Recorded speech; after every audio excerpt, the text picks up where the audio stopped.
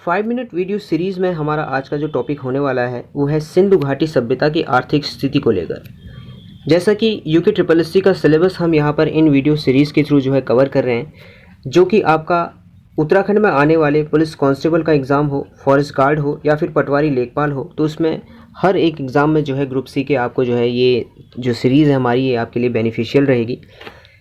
सिंधु घाटी सभ्यता हमने टॉपिक इतिहास का जो कि सिलेबस का एक पार्ट है, एक चैप्टर हम कह सकते हैं कि उसको हम यहाँ पे कवर कर रहे हैं। आज हम जानेंगे आर्थिक स्थिति के बारे में। उससे पहले देखिए कुछ विशेष स्थानों के बारे में एक बार और अच्छे से जानकारी जुटा लेते हैं। जैसे कि हड़प्पा की अगर हम बात करें तो देखिए कुछ महत्वपूर्ण पॉइंट्स यहाँ पर कौन कौन से हैं। हड़प्पा जो एक स्थल है, हालांकि ये जो सिंधु घाटी सभ्यता है इसका प्रमुख केंद्र हड़प्पा ही है, इसलिए इसको हड़प्पा सभ्यता भी बोलते हैं। तो इसकी खोज जो है 1921 में दयाराम साहनी द्वारा की गई। ये रावी नदी पर पाकिस्तान के पंजाब प्रांत के साहिवाल जिले में स्थित है और सबसे पहले खोजा जाने वाला स्थल जो है हड़प्पा ही है। तो ये कुछ महत्वपूर्ण तथ्य आप याद रखेंगे। उसके बाद देखिए मोहनजोदाड़ो जो कि दूसरे नंबर में आता है, तो इसकी खोज हमारी राखलदास बनर्जी द्वारा हुई 1922 में। ये जो है सिंध नदी के तट पर पाकिस्तान के सिंध प्रांत का जो लरकाना जिला है वहाँ पर स्थित है। कह सकते हैं कि पाकिस्तान में है, सिंध नदी पर है, सिंधु नदी पर।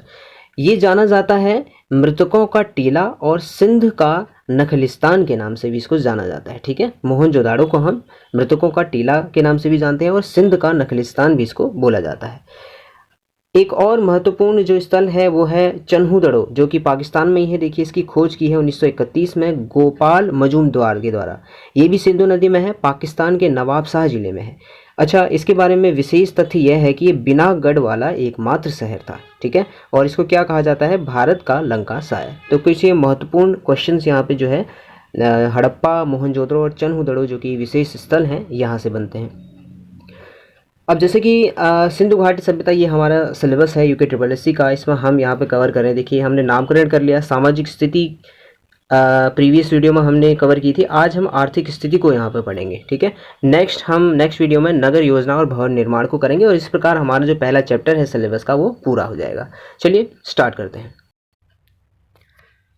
तो सिंधु घाटी सभ्यता की आर्थिक स्थिति से संबंधित जितने भी महत्वपूर्ण प्रश्न यहाँ पे बनते हैं उनको एक बार डिस्कस कर लेते हैं। तो देखिए क्या है कि सिंधु सभ्यता की जो अर्थव्यवस्था थी ना वो कृषि प्रधान हुआ करती थी। यहाँ के लोगों के द्वारा ही विश्व में सबसे पहले कपास की खेती भी की गई थी। ये अपने आप में इंपॉर्टेंट क्वेश्चन बन जाता है। अच्छा, यहाँ के लोगों का मुख्य व्यवसाय व्यापार हुआ करता था। साथ ही साथ ये कपड़ा, जौहरी, मनकों का काम भी किया करते थे। अक्सर इन चीज़ों का ये क्या करते थे, निर्यात करते थे। निर्यात करने का मतलब होता है एक देश से दूसरे देश में चीज़ों को बेचना। एक देश दूसरे देश को जब बेच रहा है, कोई चीज़ दे रहा है, तो उसको निर्यात करना बोला जाएगा यहाँ पे। अच्छा देखिए, अब मनका बनाने का जो कारखाना और भट्टी आपको मिलती है वो चन्हूदड़ो नामक स्थान से आपको प्राप्त होती है।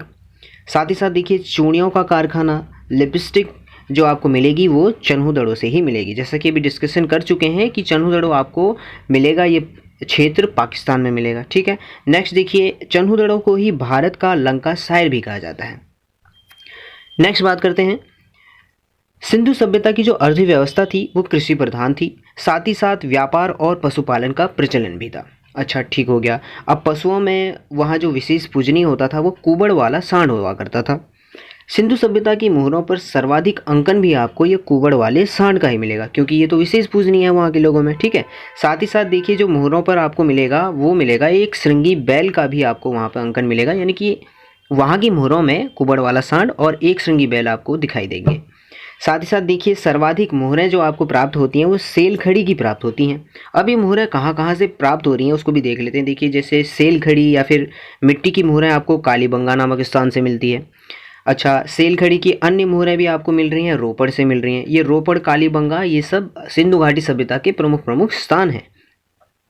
नेक्स्ट देखिए इंपॉर्टेंट क्या है कि सैंधव लिपि की एक मुहर भी आपको मिलती है, वो दैमाबाद से मिलती है। साथ ही साथ महत्वपूर्ण फैक्ट जो है लास्ट वो ये है कि सिंधु सभ्यता की जो लिपि है वो भाव चित्रात्मक लिपि है। नेक्स्ट हम चर्चा करेंगे, देखिए सैंधव सभ्यता में जो क्रय विक्रय होता था ना, सामान को लेना देना, वो वस्तु विनिमय के आधार पर किया जाता था, क्योंकि वहाँ पे सिक्कों का प्रचलन नहीं था।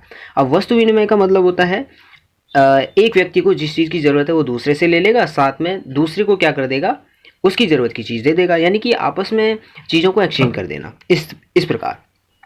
नेक्स्ट देखिए सिंधु सभ्यता की जो आपको मिलेगी उसमें आपको आदिसेव यानी कि पशुपतिनाथ का चित्र आपको मिलेगा, या फिर ये चीज़ें आपको वहाँ की मुद्राओं पे देखने को मिलेंगी।